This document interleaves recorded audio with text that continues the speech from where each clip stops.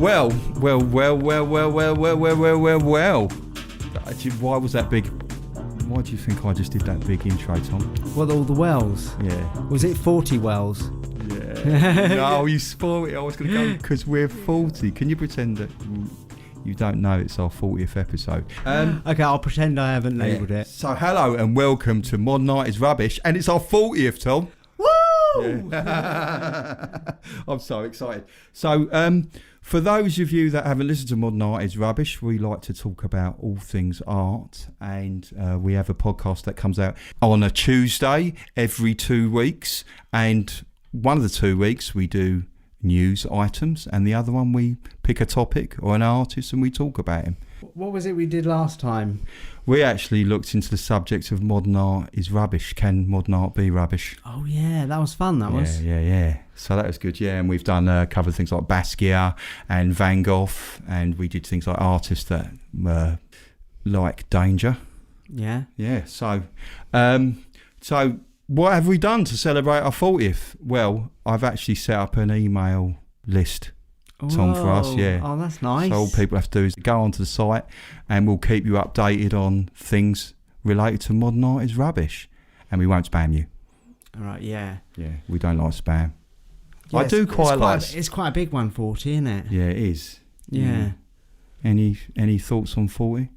Well, I'm still away from 40 yet. I've still got another 8 weeks to go. Oh, well done. Yeah. Oh, no. It was supposed to be you. Everyone was thinking we were trendy 15-year-olds.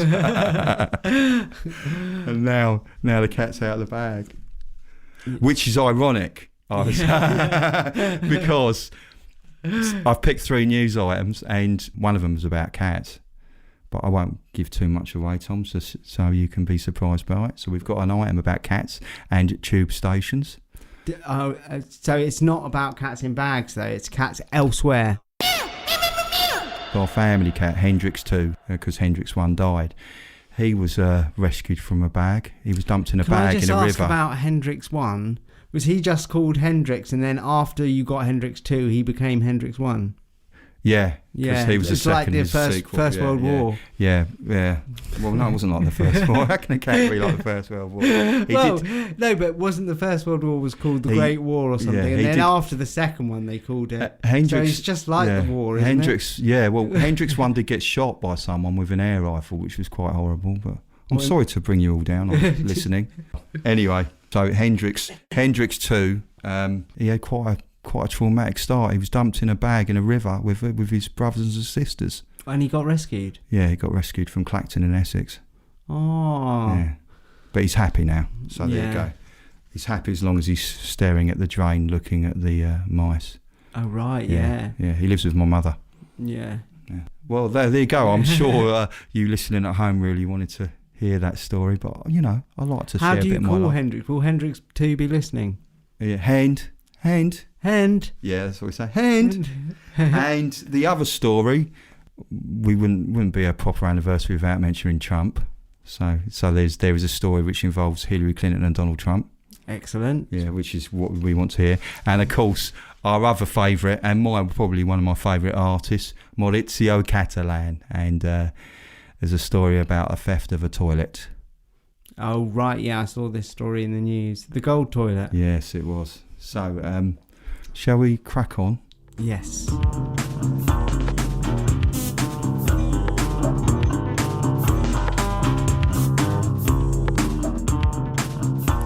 Okay. The first story is happening currently in London, and it's in a place called Clapham, which is it's got a tube station. Now, I don't know if you've been on the tube, Tom. Yes, I've been to Clapham. It's south London, south of the river, isn't it? And it's full of adverts, absolutely rammed full of adverts. Lots of different ones, holidays, internet services, everything. What's happened is a creative collective called Glimpse, and what they've done is they've done a campaign which is organised by the Citizens Advertising Takeover Service, which actually stands for CATS, or is known as CATS. Oh, right. Yeah. Excellent. So what they've done is they've paid to replace every single advert in the tube station, up the escalator, through those doors, the doors where you have to present your ticket at to get through. And on the tube, actually in where the train is, where you wait on the platform. They've replaced them with pictures of cats. Wow. So it's cats from rescue homes, such as the Cats Protection League and Battersea Dogs and Cats Home. And so you walk down and all you see on the tube station is pictures of cats, nothing else. Heads of cats and kittens. Oh, that's nice. It's good, isn't it? Yeah. So they've paid for this with the help of Battersea Cats and Dogs Home, Well, no, have they crowdfunded it. These are actually all kittens and cats that can be adopted. Oh, right, yeah. And they're going to be doing more interventions, I think, like that. And I like the idea of just having cats on the tube. Yeah. Well, not real cats, because real cats would cause a nightmare if you had them on the tube. Yeah, absolutely. They'd all have like their tails all bushed up whenever the train came. What? Is that what they do? Is that when they sense danger? Yeah, they get a bushy tail. Like a bushy tail. Yeah. Is that just me that thinks that? Is that not a thing? Is that what you do? Do you carry Kenzie the cat around if you're going late at night out somewhere and you're worried? No, well, sometimes though, if I say, for example, I put the Hoover on. Yeah. I mean, she doesn't do it with the Hoover, but this is the sort of thing she might do it with. She'll arch her back and all her hair will stand on end and she'll look like a skunk. Skunk? Yeah, skunk her hair. Tail will go all massive. Yeah. Like a skunk tail. That's a citizen advertising takeover service. I'll put links, of course, on the website to it. Cats on the underground.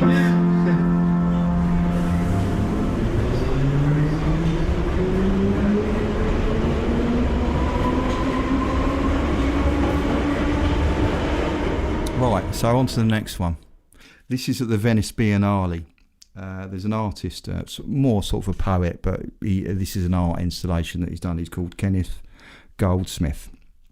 And basically, he's printed this 62,000 pages of Hillary Clinton's leaked emails for his art exhibition titled Hillary, the Clinton Emails. Yes, it's more the sort of thing you'd expect to find on WikiLeaks. Yes, well, it's exactly. They are what was published on WikiLeaks in 2016. Oh, okay, yeah. Because I don't know if you know about the campaign, but when Trump was running against Hillary, he made a big thing of these emails, to the fact that she'd used her own private email. Yeah. And she'd used her own private email account to discuss affairs of state on, rather than going through the proper sort of government sites. Sure. Email. The thing is, the guy actually had Hillary Clinton turn up, and everyone thought she was a lookalike. So she started reading from her emails and actually... No way. Yeah. So it was like a trip down memory lane for her. Well, yeah, she did look... I mean, in the video I saw, she did look a little bit tearful. Yeah. I mean, the interesting thing is... It would be really embarrassing if someone read all your emails, wouldn't it? Yeah. Oh, I don't know. God. Yeah. You wouldn't want, like, all your email contacts to be public. No. Yeah. No, I'm not saying anything, but... I reckon that people have done that. Have you ever done that, where you've meant an email to go out to someone else and it's gone to everyone instead? As far as I know, I haven't done that. No one's told me I've done that. I guess it's possible I've done that. So I did send an email to everyone in my office before I left a job once. And I actually it was kind of like an art statement, I suppose, in a way. It was... I've enjoyed working with all of you, bar one. If I've learned anything in my time working with you, is never to get sandwiches before work. All right. So was that? Did you have a beef with your boss or something? It wasn't my boss. It was the boss of Merrill Lynch I was working for, and basically he was just horrible, and he tried to have a go at me for going and getting sandwiches in my own time. All right. Yeah. And you still hold a grudge to this day? I do. Yeah. It's always healthy to hold a grudge. Yeah. It is only 20 years ago. Yeah. Nearly. So what flavour sandwiches did you get? I don't even remember the flavour sandwiches. I should do. You think it's not that long ago, is it? 20 years ago to remember your sandwiches. Well, you know, me, like many people, I never forget a sandwich. I mean... So, just to explain what the exhibition the curators of the exhibition talked about what's it all about. And this is actually a quote from it. It said that the pile of papers is rather unimpressive, and it's rebutting Trump's efforts to make them seem monumental. They really tried to make it seem like it was a massive scandal at the time. Yeah. Oh my God. But it's not really, it's just a hack, isn't it? It's just a hack with a load of emails that didn't really... I looked through them, they didn't really say anything that was of massive... There was a lot of like thank yous in them. Oh, right, and yeah. nice to meet you, and then just a mention of the odd country here and there, but it was nothing massively bad that I could see. Not to get too involved in politics, but they say it also examines how the case changed irrevocably issues about privacy, transparency, propaganda and democracy in Western politics. And a curator of the exhibition said the team behind the show wanted the art to centre on facts instead of ideological narratives, because obviously we live in a post-truth era. Yeah. People like being lied to. Well, they don't like being lied to, but they accept the lie now, even though they know it is a lie. Oh, right, yeah. Absolutely. Yeah. Yeah, well, we all do that, I suppose, on some level, don't we? Yeah, I mean, yeah. We don't want no fakers, we only want base makers. So there you go. Because you said it was about Trump. Is this the Trump story? Yeah, because Trump did use it. Oh, yeah, it's Yeah, a yeah. very tenuous Trump. I don't know what a tenuous Trump would be like. Oh,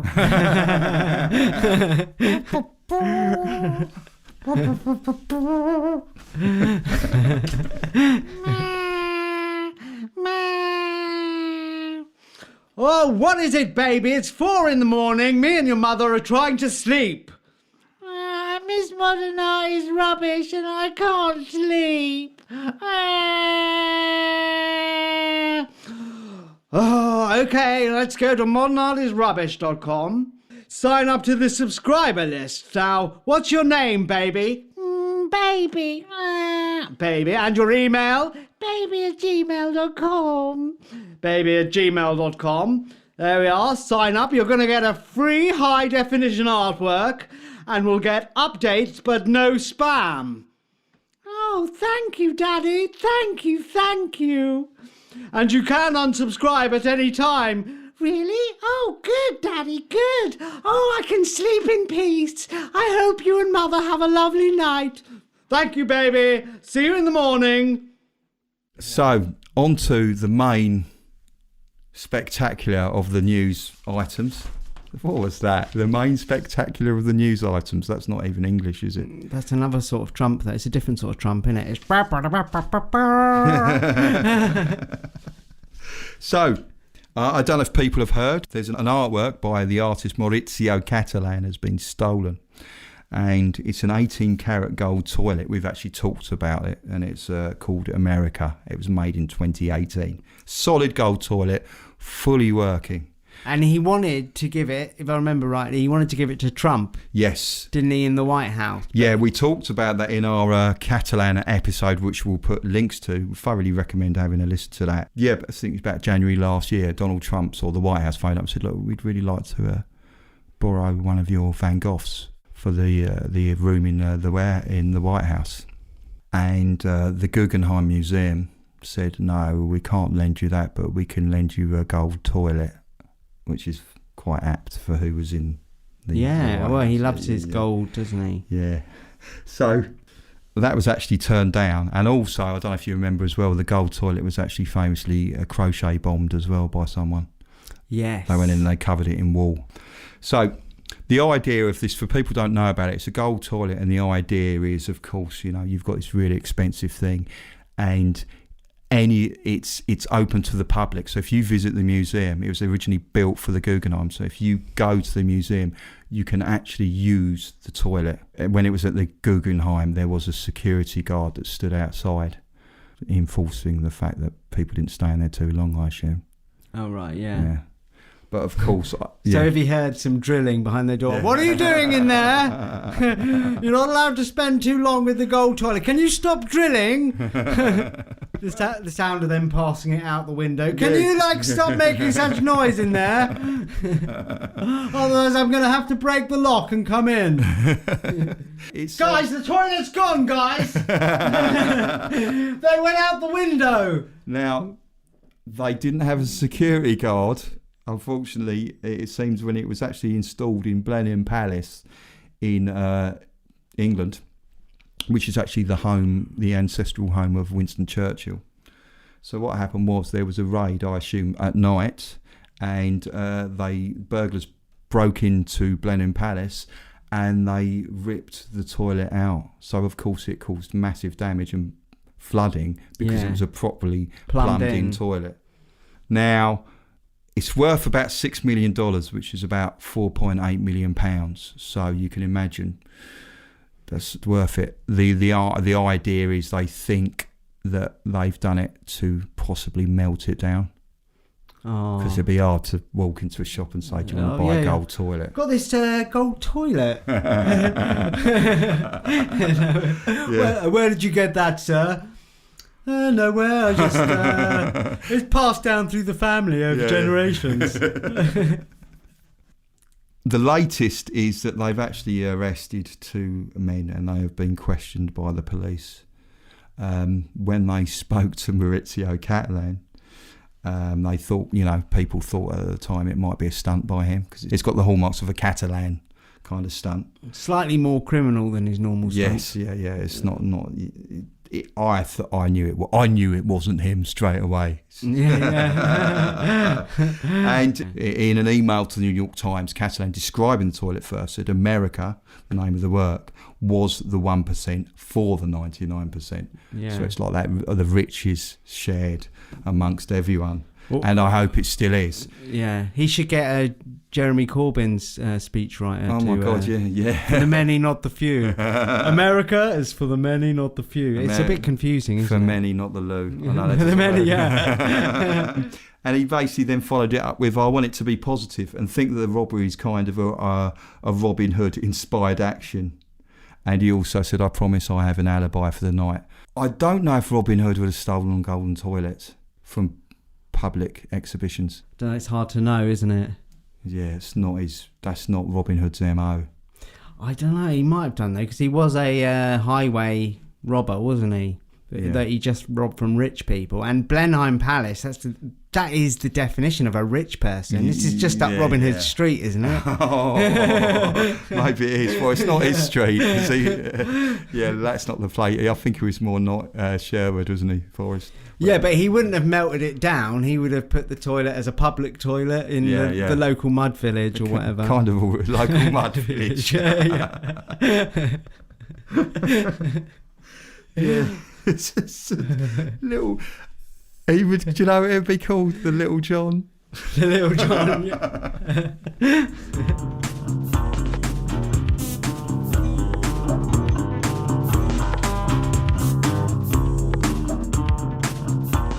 That's the end of our news podcast for this fortnight. I hope you enjoyed it. Please head over to the website and join up our email list. I'm very pleased with it. And if you like turtle art, there's a little bit of turtle artwork that I've done. I know you can download it. High resolution image.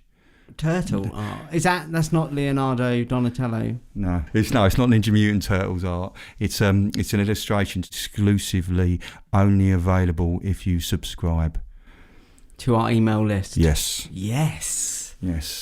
And it's just buys then, Tom. You're not going to criticise my buy this time. No, your buy was right. Yeah, but we were talking rubbish. It was ironic. It was English irony. That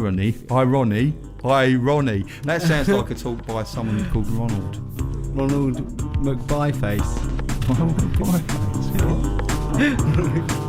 What? Bye. Goodbye. Goodbye.